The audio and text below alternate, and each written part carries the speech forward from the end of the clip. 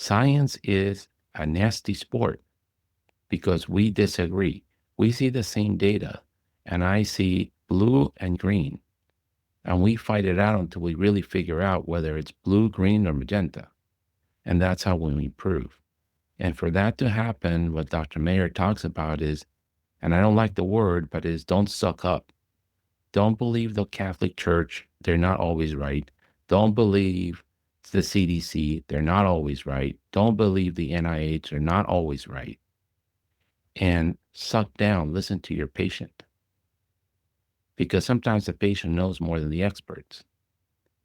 And that is true of science. That was what was missing in this interchange, was when people that were not the anointed ones, the ones with the wisdom, spoke up and said, I don't think that doing it this way is helpful.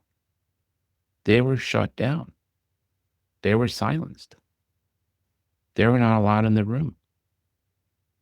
They lost their academic appointments. They lost their jobs. And I think people that are very reasonable, because people have told me this, I can no longer trust you because you're part of that establishment of physicians that just follow the Grand Pumas and don't think. The computer thinks for you. It's No, hard. but that's Wants the really, computer to think for you. no, but that's very harmful, right? And then that conspiracy theories is not hard to understand why they come about.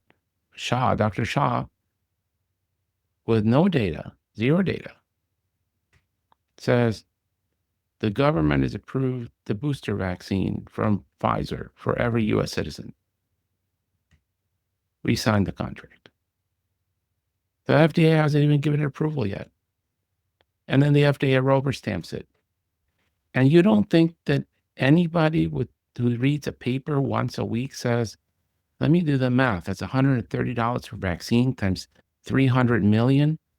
Who gave money to whom to get this approved so that Pfizer can get this annuity in perpetuity with no data? Yeah.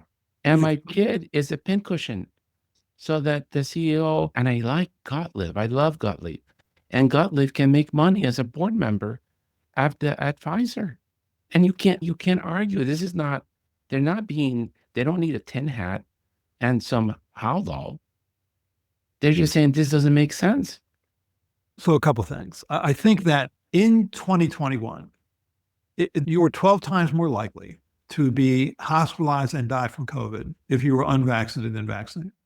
And that was a time when hospitals were overwhelmed. Ours certainly was. Ours was a pediatric hospital, so we're far less overwhelmed than, say, an adult hospital.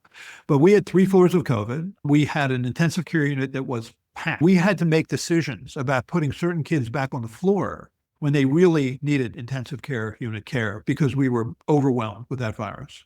And that really upset people. I can tell you personally, I was upset by the fact that we would see, so by May of 2021, anybody over 12 could get vaccinated.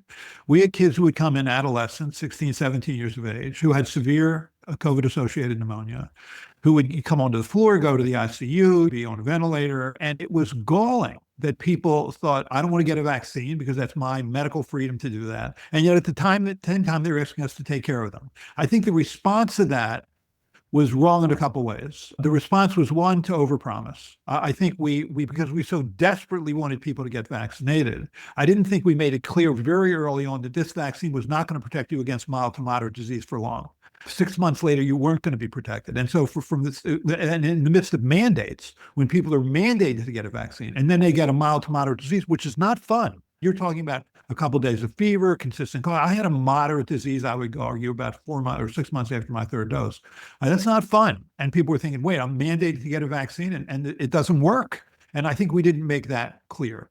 Regarding the booster dosing, you're right. There were a lot of people upset in August of 2021 when President Biden got up in front of the public and said, as of September, meaning 1 month hence, we are going to offer a 3rd dose of this vaccine, which was at the time still the ancestral strains, pre-Omicron, to everybody. Like, what?